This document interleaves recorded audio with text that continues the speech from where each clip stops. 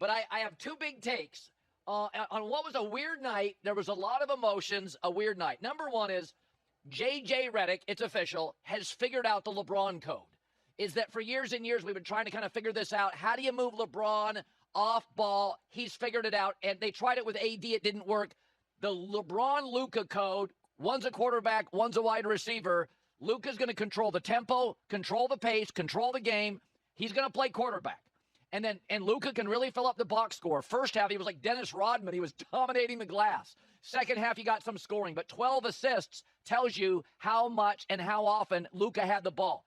And he is a very deft passer, especially trying to find players down the floor. He's a great outlet guy, a great down-the-floor passer. He is running the show. So that's the first thing. You know, this is not Darvin Ham would frustrate Laker fans. Does he know offense? J.J. Redick knows offense. We got 5 games. It took Eric Spoelstra about a dozen games to figure out LeBron and D-Wade, and Spoelstra is an all-time coach. I think J.J. Redick has figured out LeBron Luka in about 6 games. I think he figured it out in Denver, and he figured it out last night. And my number 2 take is that allows LeBron, and I talked about this yesterday, to have these 5 and 6 minute energy spurts where he's just remarkable. But what I watched last night, I've already texted one of LeBron's guys. What I watched in the fourth quarter last night is the greatest performance I've ever seen by an old NBA player in a meaningful game in the fourth quarter. LeBron was easily the best player on the floor. I could not believe what I was watching. 16 points, racing down the floor, making defensive stops, alley-oops. I've never seen an old man fourth quarter like that in a game that had some relevance. It had some resonance. They're trying to get the Luka LeBron thing right. It's Luka playing his old team. If you had never seen LeBron James play, if it wasn't for his hairline, let's be honest, you would have watched that fourth quarter and thought, who the hell is this 26-year-old? He's amazing. I could not believe what I was watching. His energy was a notch above every other player on the floor, and he's the old guy. Even on that tip, he positioned himself aggressively. He got the tip, then followed it up with a game-clinching shot. And both LeBron and Luka, one of the things that's really obvious, how happy, how joyful LeBron looks. This is bad for the NBA. Today, 5 games, I would sign LeBron to a 2 to 3 year contract. You can see, it's like a kid that gets a new bike at Christmas. He is a new ice hockey game. He is so happy. He is so joyful. They tried for a year. He loved AD. But AD can't initiate offense. AD's not a quarterback. He was like the best tight end in the league, and LeBron then had to play quarterback. Now LeBron can get up the floor, conserve energy, wait until they need him for 5 and 6 minute spurts. And I'm telling you, I sat and watched that fourth quarter. I could not believe what I was watching. He was so far and away the best player on the floor. And I know Dallas was missing bigs. He was getting shots at the basket he would normally not get. I'm baking that in. I understand that. But I think J.J. Redick has figured it out. I think it happened faster than the D-Wade LeBron convergence. I think it happened about the same time. I think Kyrie and LeBron figured it out pretty quick in Cleveland.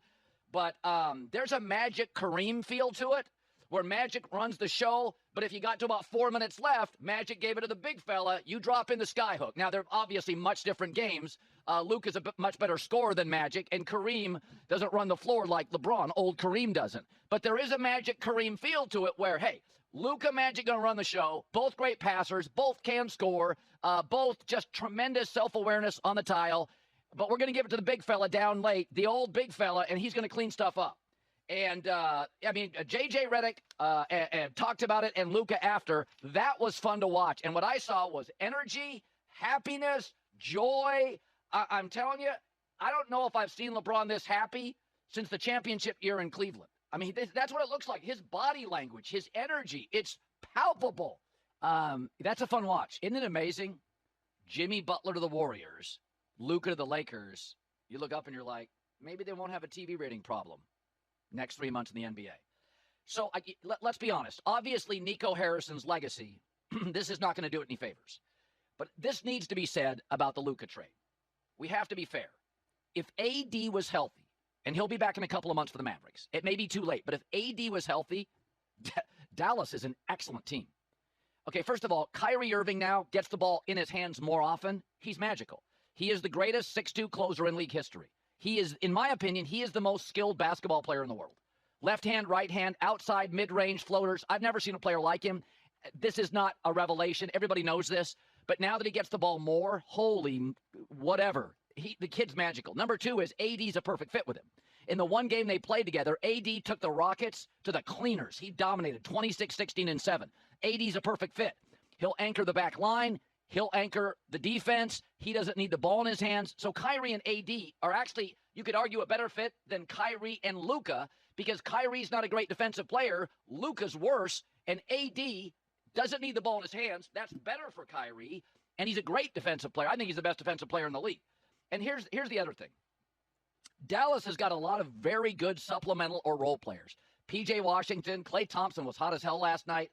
Spencer Dinwiddie's always been a pro. Max Christie, Derek Lively when he comes back. Now, 2 or 3 months, generally young athletes. He's young, get healthy faster than you think. But Dallas, actually, I think their roster fits better than the Lakers. Lakers have more playmakers. Between Austin Reeves, Luka, and LeBron, they are top-heavy on playmakers. But I would argue the Dallas Mavericks have the best center rotation in the league when everybody's healthy. I think their pieces fit really, really well. And if AD wasn't hurt, I mean, it's a lopsided trade because of Luka's greatness and his age. But if AD was playing right now, I think Dallas is good enough to win the West. I really do. I really like Dallas. I think Jason Kidd's done an unbelievable job. Kyrie Irving gets the ball more. And it's just a bunch of, there's a lot of depth. There's a lot of good rotational, supplemental players. I like Dallas. Hell, last night, they got no size. Lakers had their number 1 rebounding game of the season. Jackson Hayes is eating. There's nobody to guard the 10. And they hung around. They just hung around. I mean, Luka has so much respect for Kyrie. When he got matched up with him in the fourth quarter, it's almost like he just waved the flag. It's like, this is not going to end well. So we can bag on Dallas all you want. If AD was healthy, this is a really well-constructed basketball team, and I thought their effort last night was surprisingly good. I'll just say this. Lakers got a big lead in the first half. That game could have been over at half. Dallas kept hitting threes. Klay Thompson was huge. I mean, Dallas had every reason to pack it in. I thought it could be a bloodbath, and it got real close with about 4 minutes in the half. I thought this could be a bloodbath. And Dallas just scratched and clawed and fought with none of their bigs. I mean, they could have lost by 30, and you'd have just said, that's why I thought it was going to be a bloodbath. So Lakers may have won the trade. Dallas is well-constructed. That is a well-constructed team. Hi, everybody. It's me, Uncle Colin. Subscribe here to get the latest from the herd, including exclusive behind-the-scenes videos and more, wherever you may be, however you may be watching. Thanks again for making us part of your day.